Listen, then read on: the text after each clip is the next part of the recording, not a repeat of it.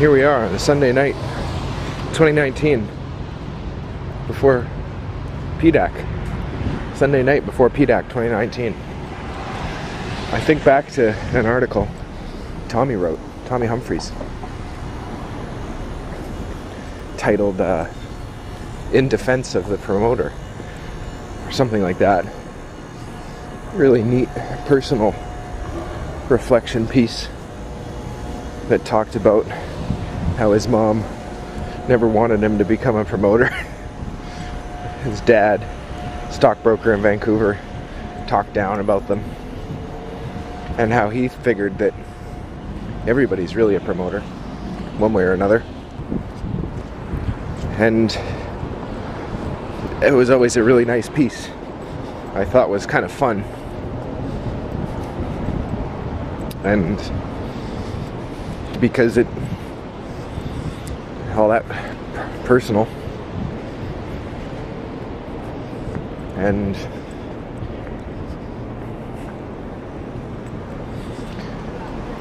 a little contrarian, a little independent thinking, you know? Just because something says some word is bad doesn't mean it's necessarily bad. Junior mining stocks, for God's sake. All kinds of capital that gets destroyed there. Financial capital, human capital, the list goes on.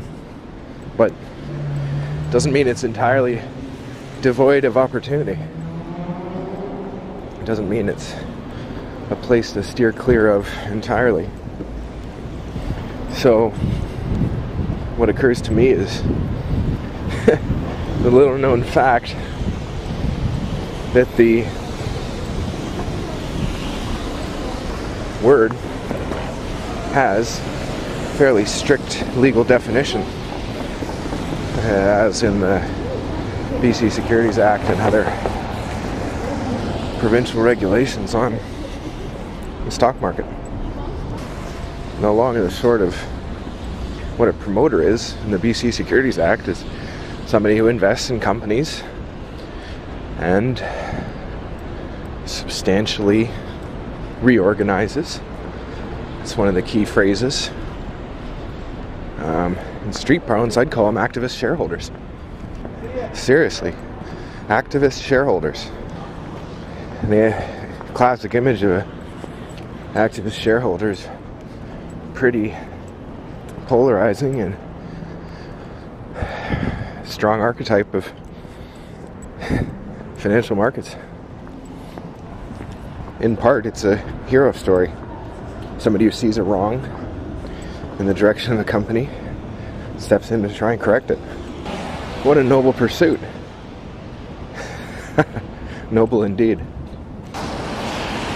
Pretty clear to me that calling somebody a promoter is not necessarily a bad thing. And pretty clear also that a lot of juniors need a promoter or two involved. I think of all kinds of shareholders I know, large and small, who have important insight about what the company should do, shouldn't do, can and can't, goals and objectives and constraints. Not many teams listen to those people. Bandwidth and ego and everything else that comes along with it. But there's wisdom to be had on the street. And it seems to me that people on Howe Street and junior mining business are more keenly aware of that than most. Probably because it's such an illiquid market, and somebody starts buying your stock, you want to know why. What do they know? What do they see? Corollary to all that is management change and board leadership and corporate control. What a vicious issue. There's a lot of fighting that goes on in Vancouver amongst Vancouver locals about control and who's involved in what and who's going to do what based on somebody else's actions. The layered response functions in these social circles are just out of control, very complicated, and probably more nasty than they need to be. Again, largely because it's a small community in the liquid markets. So, all that stuff's pretty familiar, and best way forward is to just mind your business and make sure you're being excellent at whatever you choose to do. Focus and find good people to work with and don't screw them around. Pretty simple. Easier said than done, I guess. So, all that is just the rallying cry of exploration. In the same way we're exploring for mineral deposits, you know, you're exploring for good people. And wicked bear market, the landscape for good people might be more sparse than usual. So, lots of interesting things to consider around that. But one I'd share that sticks out to me as particularly important is a promoter, again.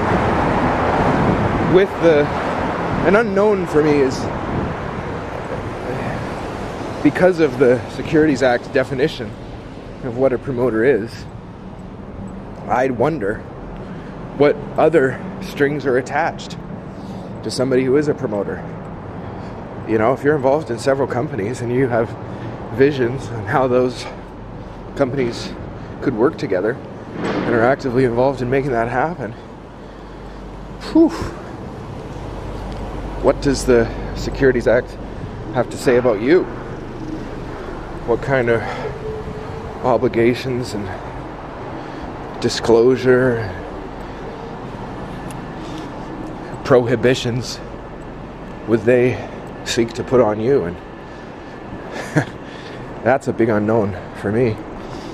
And that probably creates the most negative sentiment around this word promoter again.